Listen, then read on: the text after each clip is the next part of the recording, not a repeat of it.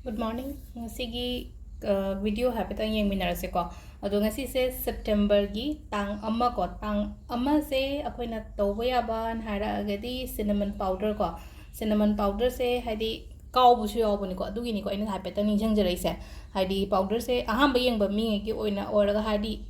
tha ahoba hai tare ko hadi every month ki first day se ko hadi cinnamon blow to bi ba blow to hai tara gari imung lom don se la fulang kam jalo basita kitang hai tare ko cinnamon powder se khra lawre khobak ta hape ko hadi duga hadi blow to shan ba hai tare ai mung se da hadi fulang kam hadi kam jale no komi shalaga hadi dum chin na dum kam jan bi doi ni ko hadi khobak ta hapaga aduga hadi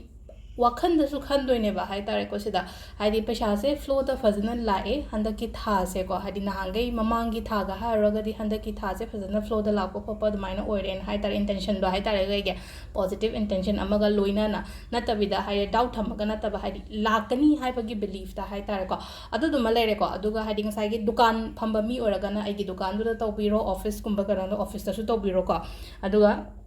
अखोगी दुकान की अखोगी पाक्षी नुशी करे करागा सु लेना को अदुम हाइडी powder से अदुम केनोते अदुम Saina अदुम Heidi केन हप्सन बहाई तारे को सिगी पाउडर में हमसे अदुगा आई वर्क प्लेस हाइर से को आई वर्क प्लेस अदुम हाइडी पाउडर कितन कितन कितन कितन हाइडी मैम हप्सलदी मोटलनी को ममिंग की ओइना हाइ तारे को अदु तोबी बे को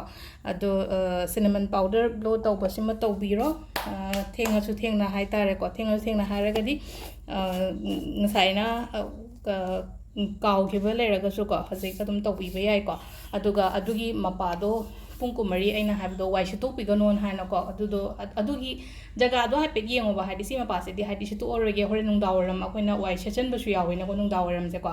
अदुगा हाइदि अदुगी मपादो स्किप तौथोगा हाइदि अतोपा दुम सीजन बे अदुगा सिदना पुंग कुमरी मतुंगदा हाइतारे को हाइदि अखोइना सेतोपा चामथोपा खोतोपा दुमाइना तौबीबा अदु सिदा लेरे को कोइ फर्स्ट को सिनेमन दो तोपा खोपा तांग अमगी अखोइना तौबा याबसे को अदुगा अमना अखोगी कार्ड मेसेज को अदु मतुंगदा आई टाइमिंग अमु हाइजरागे मैम दा 1 2 3 को सिदगी अम चूज तौबिरसे सिलेर को कार्ड अहुम से को कार्ड अहुम से होटनावो फजन को आई हजे आइना होटनरी से ममाई खरगा चुम्बो खोटबा अदुमाइना ओइरे को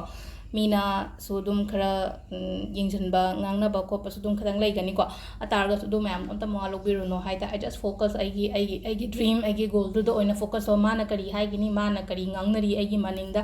kemta adu mayam do loina site thamaga kemta changdana aina tawgadori ba pot da adum phasana noma trang sai aigi damakta phatana ngangnari ba mi do haidi aphabarom na ngangnara kani ba ko adu na hojik aina tawri ba pot da ko chak changna pungning changna haidi mayam na kai haigini khotkini hai bagi mohta adu da just focus tawbi ba ko ani shuba sina ko haidi chapong khangda ba hai tare ko chapong khangda ba kodom ja toino kai tawduino ko chamam na ba ko pakhara lei ko chamam na ba ko pagum ba lei base haidi guidance kum ba lo ba yai ko guidance lo ba hai tara ga di aigi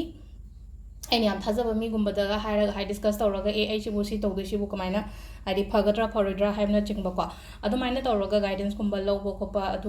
ꯑꯗꯨ ꯌꯥꯏ ꯑꯗꯒꯤ ꯑꯩꯈꯣꯏꯒꯤ ꯇꯦꯔꯣ ꯌꯦꯡꯕ ꯈꯣꯠꯄꯁꯨ ꯌꯥꯏꯀꯣ ꯍꯥꯏꯗꯤ ꯌꯥꯝꯅ ꯀꯟꯐ꯭ꯌꯨꯖꯟꯒꯨꯝꯕ ꯂꯩꯔꯒꯗꯤ ꯍꯥꯏꯗꯤꯀꯣ ꯑꯩꯅ ꯇꯧꯗꯣꯏ ꯄꯣꯠꯁꯦ ꯀꯥꯏꯅ ꯈꯜꯂꯒꯗꯤꯀꯣ ꯍꯥꯏꯗꯤ ꯍꯟꯗꯛ ꯊꯥꯁꯦ ꯍꯥꯏꯗꯤ ꯑꯩꯅ ꯍꯟꯗꯛꯀꯤ ꯍꯥꯏꯗꯤ ꯊꯥ ꯍꯧꯕ ꯑꯣꯏꯕꯅꯤꯅ ꯍꯥꯏꯗꯤ ꯁꯦꯞꯇꯦꯝꯕꯔꯁꯤꯕꯨ ꯑꯩꯁꯤꯕꯨ ꯁꯤ ꯇꯧꯕꯅ ꯐꯕ꯭ꯔꯥ ꯅꯠꯇ꯭ꯔꯒ ꯁꯤꯗꯣ ꯍꯥꯏꯗꯤ ꯑꯗꯨꯒꯤ ꯆꯃꯝꯅꯕ ꯍꯥꯏ ꯅꯠꯇ꯭ꯔꯒ ꯍꯥꯏꯗꯤ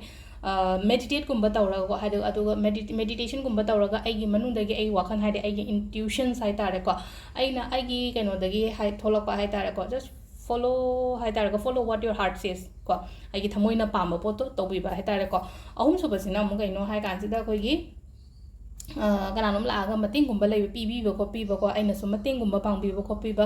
aduga hadi aina soikiba khotkiba adumain leiraga di mamangda leina ko hadi aina kaino ma soigre ta aduge soibodo hadi amuhanna hai tara ko hanna tawbiganu ko hadi soi aina soikiba poto adu sida lere koi card message sina ko aduga timing se ki pung mari ga mini yang kai manga dagina mapan ga mini kuntra mapan phang lere ko le drama thoiga mini tramari deina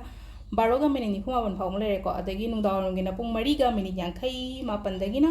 manga ga mini kuntra ga humdoi phang lere nungdang gina nipan ga mini kumari dagina mapan ga mini ni phuma pan phang lere ga nungdang atheng bagina trama thoiga mini tramari dagina